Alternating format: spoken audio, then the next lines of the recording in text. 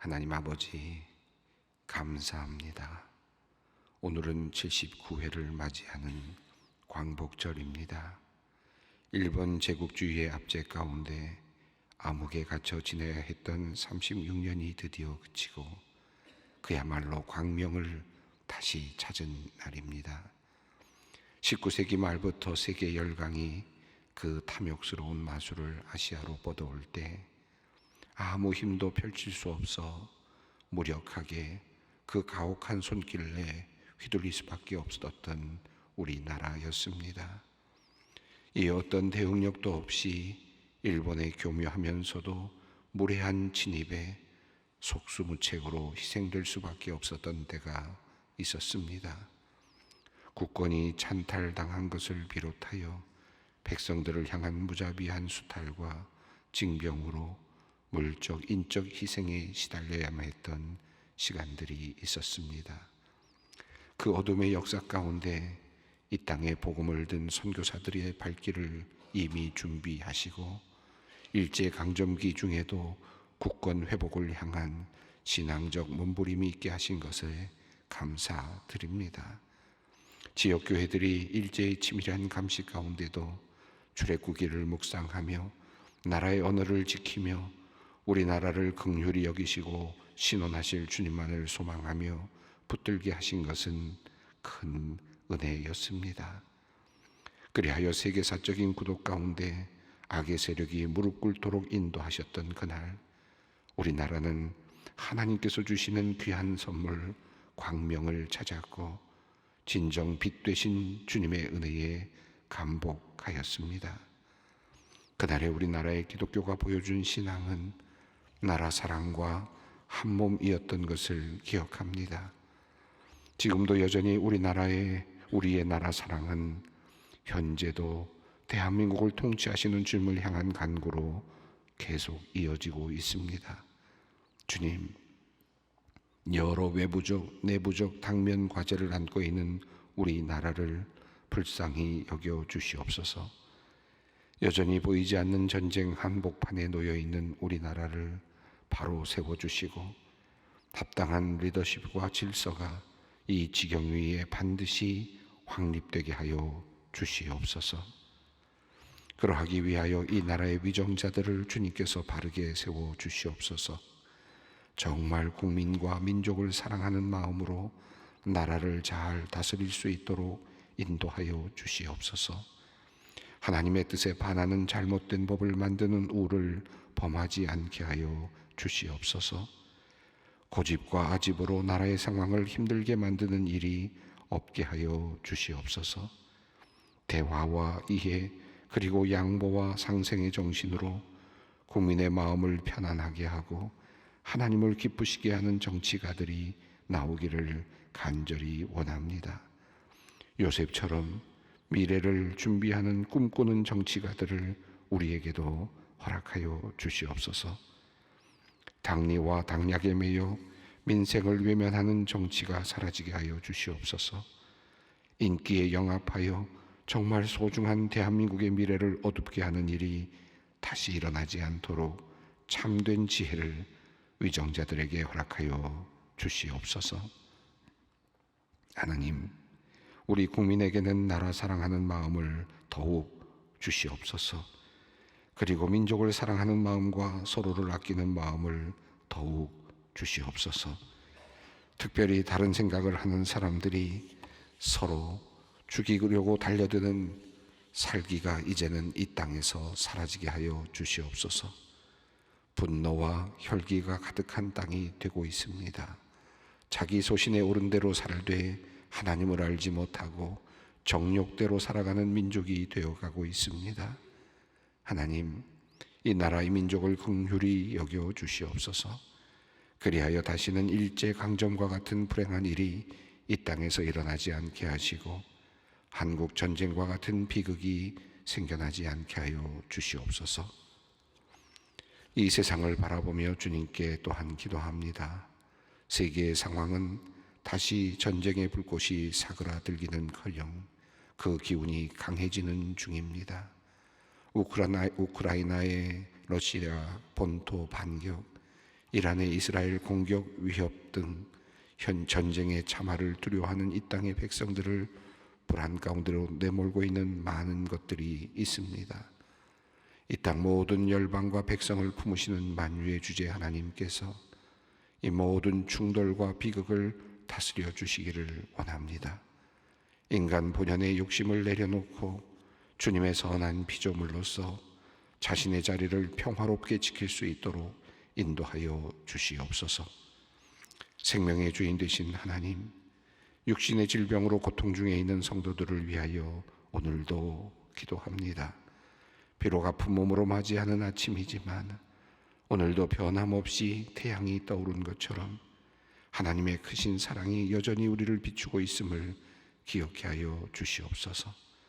그리하여 고치시고 회복시키시는 하나님을 의지하며 하루를 시작해 하여 주시옵소서.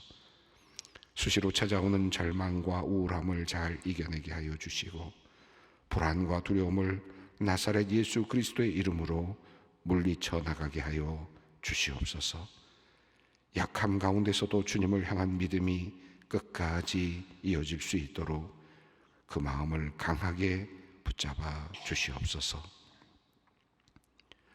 하나님 아버지, 최근에 알 수 없는 이유로 몸무게가 16kg이나 빠져 큰 근심 중에 있는 딸을 위해 기도하는 은퇴 권사님이 있습니다.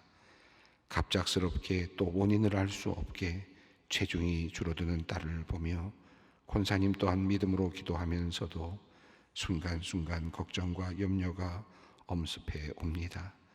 은혜의 주님, 딸을 위해 기도하는 어머니의 간절한 기도를 긍휼히 여겨주셔서 조만간 이루어질 전반적인 검사 속에서 속히 정확한 진단이 내려질 수 있게 하여 주시고 이후의 치료와 회복의 모든 과정 가운데 주님께서 함께하여 주셔서 주님의 손이 함께하시는 역사를 보게 하여 주시옵소서. 이제 말씀 앞으로 나아갑니다. 느헤미야 본문을 통해 주시는 주님의 선명한 계시가 이 아침 주님의 전에 나와 생명의 말씀을 갈구하는 모든 우리 모두에게 각인되게 하여 주시옵소서. 빛 되신 말씀으로 이 땅 가운데 오신 우리 주 예수 그리스도의 이름으로 기도 올리옵나이다. 아멘. 오늘 주시는 하나님의 말씀입니다. 느헤미야 11장 1절로 14절, 느헤미야 11장 1절로 14절까지 말씀을 함께 봉독하겠습니다. 백성의 지도자들은 예루살렘에 거주하였고 그 남은 백성은 제비 뽑아 10분의 1은 거룩한 성 예루살렘에서 거주하게 하고 그 10분의 9는 다른 성읍에 거주하게 하였으며 예루살렘에 거주하기를 자원하는 모든 자를 위하여 백성들이 복을 빌었느니라. 이스라엘 제사장들과 레위 사람들과 느디님 사람들과 솔로몬의 신하들의 자손은 유다 여러 성읍에서 각각 자기 성읍 자기 기업에 거주하였느니라.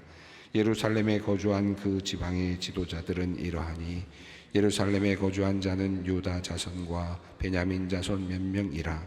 유다 자손 중에는 베레스 자손 아다야이니 그는 우시아의 아들이요 스가랴의 손자요 아마랴의 증손이요 스바다의 현손이요 마할랄렐의 오대손이며 또 마하세아니 그는 바룩의 아들이요 고로세의 손자요 하사야의 증손이요 아다야의 현손이요 요아립의 오대손이요 스가랴의 육대손이요 실로 사람의 7대손이라.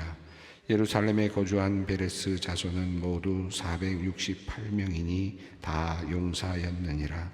베냐민 자손은 살루이니 그는 무술람의 아들이요 요에스의 손자요 부다야의 증손이요 골라야의 선손이요 마세야의 5대손이요 이디엘의 6대손이요 여사야의 7대손이며 그 다음은 갑배와 살레 등이니 모두 928명이라. 시그리의 아들 요엘이 그들의 감독이 되었고 하수누아의 아들 유다는 버금이 되어 성읍을 다스렸느니라. 제사장 중에는 요아립의 아들 여다야와 야긴이며 또 하나님의 전을 맡은 자 스라야이니 그는 힐기야의 아들이요 무술람의 손자요 사독의 증손이요 무라소요의 현손이요 아히두의 5대 손이며 또 전에서 일하는 그들의 형제니 모두 822명이요 또 아다야이니 그는 요로함의 아들이요 블라야의 손자요 암시의 증손이요 스가랴의 현손이요 바수울의 5대 손이요 말기야의 6대 손이며 또 그의 형제 족장된 자이니 모두 242명이요 또 아마세이니 그는 아사렐의 아들이요 아흐세의 손자요 무실레못의 증손이요 임멜의 현손이며 또 그들의 형제의 큰 용사들이니 모두 128명이라 하그돌림의 아들 삽다엘이 그들의 감독이 되었느니라. 아멘. 예, 오늘 느헤미야 11장 1절로 14절까지 말씀을 읽었습니다.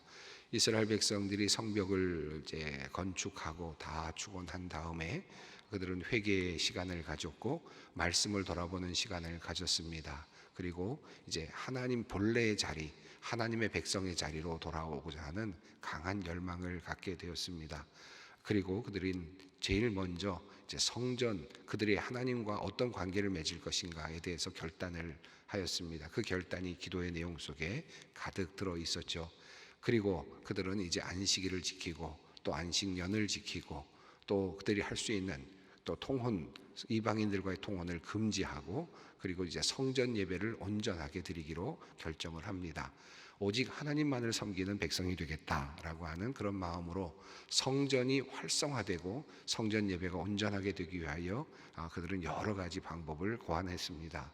그래서 성전에서 이제 일할 수 있는 모든 것들을 다 완비하게 되었습니다. 11조도 거두고 성전세도 거두고 필요한 모든 경비들 또 자원하는 여러 가지 제비를 뽑아서 또 나무를 또 돌아가면서 나무 장작들을 가져다가 올려놓는 것까지 모든 것들을 다 성전의 예배가 모두 원활하게 진행될 수 있도록 준비를 다 했습니다. 예배자로서 살 수 있는 모든 정황을 다 마련했다라고 이렇게 말할 수 있겠습니다. 우리가 앞서 읽은 그런 내용들을 쭉 우리가 정리하면서 예배자로 살기로 결단하는 이스라엘 백성들의 모습을 우리가 볼 수 있었습니다. 포로로 잡혀갔던 그들의 현실을 다시 돌아보면서 이제 그들은 척박한 이제 현실, 다시 말하면 예루살렘이라고 하는 도시로 이제 다시 돌아오기는 했지만 여전히 척박해 있는 예루살렘에서 그들이 왜 이렇게 되었는가를 다시 생각했고 하나님께로 돌아가야 되겠다라고 하는 그런 마음을 가졌던 것이죠. 자, 이런 이제 성전의 모든 예배를 이제 성전을 중심으로 자신의 신앙을 온전하게 지켜 나가기 위해서 모든 노력을 다 기울이고 하나의 시스템을 만들어 갔다고 할 수 있겠습니다. 이제 성전이 원활하게 성전의 모든 기능이 원활하게 이루어지면 자신뿐만 아니라 자신의 자녀들도 계속해서 신앙을 또 이어받을 수 있을 것이고 또 그 신앙의 과정 속에서 그들은 하나의 신앙의 공동체, 하나님의 백성이 될 수 있을 것이다 라고 이렇게 믿었을 것입니다. 자, 이렇게 성전 예배가 원활하게 돌아가게 한 후에 이제 한 가지 또 다른 과제를 그들은 이제 생각하게 되는데요. 그것은 바로 예루살렘 성이라고 하는 이 성에 사람들이 있어야 되겠다라는 것이고 그 자체가 도시로서의 기능을 하나의 공동체로서의 기능을 할 수 있도록 만들어 줘야 되겠다라고 하는 그런 결단을 하게 됩니다. 그러니까 성전을 둘러싸고 있는 성벽이 있죠. 그러니까 성전의 기능이 원활하게 되지만 성전을 둘러싸고 있는 성벽 안에 들어있는 이스라엘 백성들이 또 원활하게 행복하게 살 수 있어야, 안전하게 살 수 있어야만 성전의 기능을 더 확실하게 보장할 수 있었을 겁니다. 그런 의미에서 이제 성벽 안에 들어있는 예루살렘에 거주할 사람들을 이제 그들은 이제 정하게 되는데, 왜냐하면 당시의 예루살렘 성에는 사람들이 많이 살고 있지 않았다라고 하는 것입니다. 왜 예루살렘 성에 그들이 살려고 하지 않았을까? 몇 가지로 생각해 볼 수 있을 것 같습니다. 우선은 일단은 이 예루살렘 성은 지금 폐허가 되어 있었지 않았습니까? 거의 성문이 다 떨어져 나가고 했으니까 안전을 보장받을 수 없는 상황이었을 겁니다. 그 전까지는 그랬죠. 성벽이 완성되고 문이 다 온전하게 다시 만들어지기 전까지 예루살렘 성은 성으로서의 기능을 하지 못하고 있었던 것이죠. 자, 그러니까 사람들은 그 안전하지 않은 곳에서 살기를 꺼려했을 것이고, 더군다나 그 문짝도 제대로 달려있지 않은 예루살렘 성은 모든 주변 민족들에게는 중요한 하나의 목표물이 되곤 했죠. 예루살렘 성은 굉장히 중요한 요지처럼 보여졌기 때문에 많은 사람들이 또 주변의 민족들이 호시탐탐 노리는 그런 장소이기도 했습니다. 그러니까 약탈이 되면 항상 예루살렘 성을 들어올 수밖에 없는 그런 곳이니까 언제든지 위험에 노출될 수 있는 그런 장소였다라고 할 수 있겠습니다. 성벽이 만들어지고 그리고 이제 문이 달려지고 그래서 이제 어느 정도 안전을 확보했지만 여전히 예루살렘 성은 많은 주변의 민족들에게는 하나의 눈의 가시처럼 보였을 것이고 언제든지 호시탐탐 노리는 그런 사람들이 있었을 겁니다. 그러니까 그 안에 산다고 하는 것은 상당히 위험할 수 있는 그런 의미가 있었다고 할 수 있겠습니다. 자, 그러니까 위험한 장소에서 살려고 하지 않는, 그래서 차라리 주변에, 성이 아닌 주변에 사는 것이 도리어 안전을 도모할 수 있는 그런 상황이었을 가능성이 매우 높습니다. 그리고 더 나아가서 예루살렘 성에 산다라고 하는 의미는 성전을 중심으로 살아야 되는 것 아니겠습니까? 성전을 중심으로 일하는 사람들이 주로 살고 또 성전이 가까이 있기 때문에 늘 성전 중심으로 살아야 되는 규율이 많이 있었을 것입니다. 자, 그러니까 예루살렘 성 안에 산다는 것은 엄격한 생활 규범을 따르면서 살아야 된다라고 하는 그런 의미도 있었을 겁니다. 그러니까 이 예루살렘의 성에 산다는 것은 그냥 단순하게 예루살렘의 성에 산다는 의미가 아니라 예루살렘 성 안에 있는 성전의 예배에 늘 참석하고 모든 규례에 늘 함께하고 그러면서 신앙을 굳게 해나가는 그런 일에 같이 동참하는 그와 같은 그런 엄격한 신앙생활의 규범이 작동했을 가능성이 높습니다. 많은 사람들이 가능하면 거기까지는 하지 않았으면 하는 그런 마음을 가질 수 있었겠죠. 또 이방 사람들, 예루살렘 성이 아닌 이 다른 곳에 사는 것은 그냥 주변 지역에 사는 것은 그만큼의 신앙적인 엄격함이 작동하지 않는, 그래서 조금은 편안한 그런 삶을 살 수도 있었을 것이고 보다 더 세상적인 이익에 부합하는 일들이 주변에 그냥 사는 것으로 훨씬 더 많은 이득이 있었을 것이다 라고 그렇게 추측을 해볼 수 있을 것 같습니다. 그래서 그랬는지 당시까지도 성벽은 완성되었고 이제 충분히 안전도 보장은 되었지만 그럼에도 불구하고 예루살렘에 살려고 하는 사람들은 많지 않았던 것 같습니다. 자, 그래서 예루살렘이 성으로서의 기능을 작동하려면 사람들이 살아야 되고 또 그것에서 성전 예배를 보완해 줄 수 있는 그런 인력들이 있어야 되는데 어떻게 그러면 할 것인가, 이것을 이제 고민하게 됩니다. 자, 사람들이 잘 안 살려고 하는 그런 장소인데 주변에 사는 건 뭐 좋아했겠지만 그래서 예루살렘 성으로 오르락 내리락 하면서 사는 것은 좋아했겠지만 또 이따금 예루살렘에 와서 예루살렘 성전 예배를 드리고 가는 것은 괜찮지만 그러나 예루살렘 성에 살면서 매번 성전 예배에 참석하고 힘들게 성전 중심으로 살아가는 것은 피하고 싶은 사람들이 많았을 때 그들은 어떤 방식을 택했을까요? 오늘 본문 말씀은 그 내용을 우리에게 알려주고 있습니다. 1절 말씀을 읽겠습니다. 백성의 지도자들은 예루살렘에 거주하였고 그 남은 백성은 제비 뽑아 10분의 1은 거룩한 성 예루살렘에서 거주하게 하고 그 10분의 9는 다른 성읍에 거주하게 하였으며, 첫 번째로 한 것은 예루살렘의 지도자들, 백성의 지도자들은 예루살렘에 거주하기로 결정을 했다. 지도자로서의 의무가 있는 거죠. 그 지도자로서의 또 나름의 책무가 있다고 할 수 있겠어요. 이것이 바로 무게가 아니겠습니까? 그들이 가지고 있는 지도자로서의 명예, 지도자로서의 권위, 이것들과 더불어서 그들에게는 또 책임이라고 하는 것도 주어졌겠죠. 당연히 백성들의 지도자들은 예루살렘에 거주하기로 결정을 했습니다. 자, 지도자들이 먼저 나섰고요. 그리고 제비를 뽑아서 모든 백성들 중에 10분의 1 정도의 숫자가 예루살렘 성에 살기로 결정을 했습니다.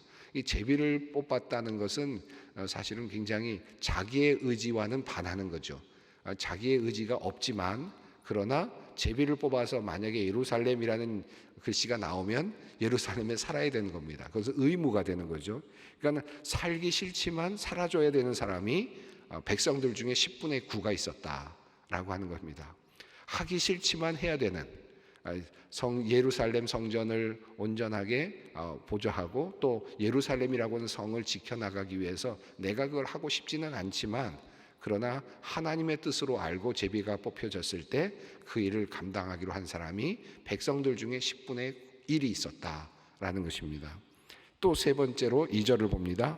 예루살렘에 거주하기를 자원하는 모든 자를 위하여 백성들이 복을 빌었느니라. 세 번째는 자원하는 사람들, 할 사람들, 여기 살 사람들을 모았습니다.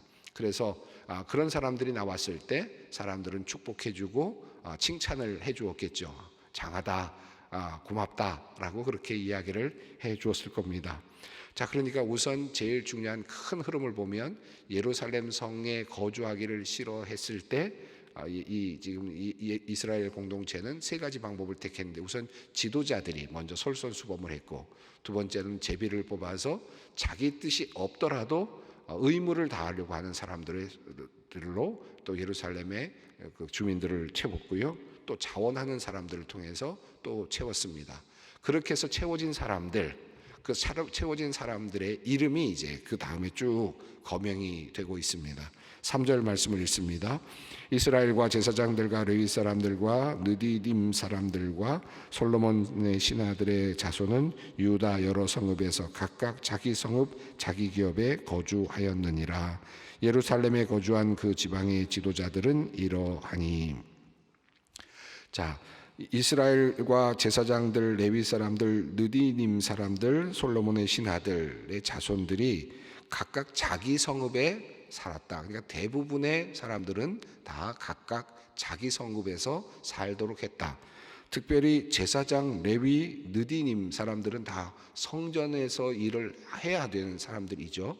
자, 그럼에도 불구하고 많은 제사장 그룹, 또 레위, 느디님 사람들도 다 각자 자기들이 있는 그 거주하는 곳에 거주할 수 있게 했고, 특별히 그 주된 사람들, 그 지도자들급으로만 구성을 해서 살게 했다라고 하는 것입니다. 예루살렘에 거주한 그 지방의 지도자들은 이러하니라고 시작이 되면서 이제 4절부터 쭉 이어지는 내용이 바로 그 사람들의 명단이고 또 가문들의 이름이라고 할 수 있겠습니다. 4절을 읽어보겠습니다. 예루살렘에 거주한 자는 유다 자손과 베냐민 자손 몇 명이라. 유다 자손 중에는 베레스 자손 아다야이니 그는 우시아의 아들이요 스가랴의 형자요 아마랴의 증손이요 스바다의 현손이요 마할랄렐의 5대 손이며. 예루살렘에 거주한 사람들 중에 지파로 따지면은 크게 두 지파가 있었음을 보여줍니다. 하나는 유다 자손, 또 하나는 베냐민 자손입니다. 원래 예루살렘이라고 하는 지역을 이렇게 배정받은 그런 가문이 유다와 베냐민이죠. 그리고 그 중에서도 베냐민 가문이 실제로는 이 예루살렘을 배정받았던 그런 가문이죠. 그러니까 그들이 예루살렘에 거주하는 것은 당연한 것이었습니다. 그들의 땅이었으니까, 그들이 배정받은 땅이었기 때문에 그 땅을 지켜야 될 의무가 이들에게 있었습니다. 그래서 유다 자손과 베냐민 자손들이 그 땅을 이제 지켜내야만 합니다.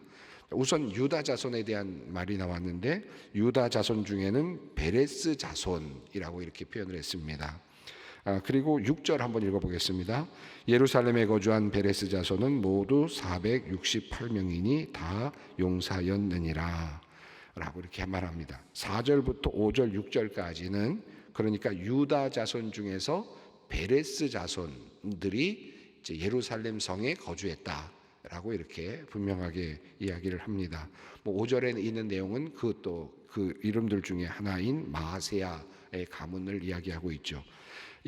그 아다야의 가문도 이렇게 1대, 2대, 3대, 4대, 5대 이렇게 선조들의 이름이 거명되고 있고, 또 5절에 나오는 마세야의 가문도 1대, 2대, 5대, 6대, 7대까지도 이렇게 이름이 거명이 되고 있습니다. 그러니까 아주 찬란한 가문이었다라는 것을 볼 수 있고요. 이 찬란한 가문이라는 말은 신앙적으로 계속해서 내려오고 있는 그런 하나님의 그 귀한 백성의 가문이었다는 것을 분명하게 보여주고 있습니다. 소위 말하는 뼈대 있는 신앙 가문이 이제 이 예루살렘의 유다의 백성의 그 어떤 대표격으로서 이제 그곳에 남게 되는데요. 특별히 아다야 가문과 마아세야 가문들이 중심이 돼서 이렇게 된 것을 볼 수 있습니다. 근데 왜 4절, 5절, 6절에서 4절 부분에 베레스 자손이라는 이름이 나왔고 또 6절에서 베레스 자손이라는 이름이 나왔을까? 이게 참 이렇게 흥미롭기도 합니다. 이 유다 자손에서 이제 그 유다가 다말과 이렇게 다말을 통해서 베레스와 세라를 낳죠. 그런데 베레스의 가문을 통해서 이제 내려오면서 예수님의 탄생이 이어집니다. 다윗 가문이 이어지고 그리고 보아스 다윗으로 이어지면서 예수님의 가문이 이어지는데요. 그러니까 베레스 가문으로 유다 그리고 베레스로 이어지는 가문이 예수님의 가문입니다. 그러니까 요셉의 가문이 되죠. 예수님의 혈통으로 이어지는 육적인 혈통으로 이렇게 연결되는 그런 의미에서 본다면 이제 예루살렘에 거주하기로 작정했던 이 가문이 나중에 누릴 그 축복이 얼마나 컸는가도 우리가 생각을 해보게 됩니다. 자, 그들은 이제 아마 자원을 했을 거라고 생각은 하는데 베레스 자손이 이제 그렇게 예루살렘에 거주하기로 했는데 468명이었다라고 말을 합니다. 자, 7절부터는 베냐민 자손인데요. 베냐민 자손에 대한 내용이 쭉 나오는데 8절 읽겠습니다. 그 다음은 갑배와 살레 등이니 모두 928명이라. 앞서 제가 말씀드렸던 것처럼 이 예루살렘은 베냐민이 배정받은 땅이니까 베냐민 사람들이 당연히 많이 살아야 할 것입니다. 928명이 살았다. 라고 하고 9절 읽습니다. 사그리의 아들 요엘이 그들의 감독이 되었고 하스누아의 아들 유다는 버금이 되어 성읍을 다스렸느니라. 아마도 이 가문은 이 베냐민 가문으로 보여집니다. 그래서 베냐민 가문 중에서 이제 그들을 감독이 나오고 또 버금가는 감독, 이렇게 부감독이라고 할 수 있겠죠. 이렇게 성읍을 다스리는 사람들이 나왔습니다. 그리고 10절부터 이제 14절까지 내용을 보면 제사장 그룹들이 이제 예루살렘에 남았던 그룹들이 나오는데요. 10절에는 여다야와 야긴, 그리고 11절에는 스라야라는 이름이 나옵니다.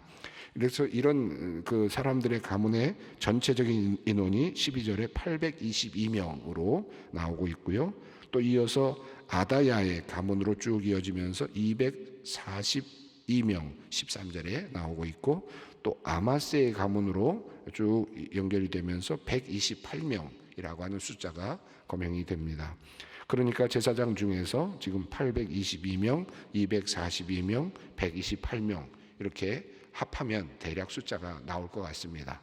자, 그런데 역대상 9장 13절을 보면 처음에 스룹바벨과 함께 그냥 93년 전이죠. 90여 년 전에 처음으로 예루살렘에 도착했던 제사장 가문들, 그리고 제사장들이 예루살렘 성에 처음으로 도착해서 머물렀던 숫자가 1760명으로 나옵니다.